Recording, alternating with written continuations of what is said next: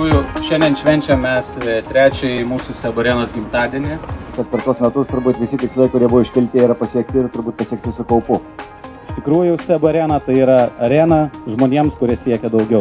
Ir kad būtų ne tik tai tie, kurie jau dabar lankosi, bet būtų daugiau žmonių, kurie taipogi savo pasakytų, mes su Seb Arena galim dar daugiau. Sėkmės. Mes visada esame išgirsti. Labai ačiū. Seb Arena yra įsikūrusi Ąžuolyno gatvėje. Yra nuspręsta, kad čia pasodinsime lygiai fantastiškus 9 ąžuoliukus.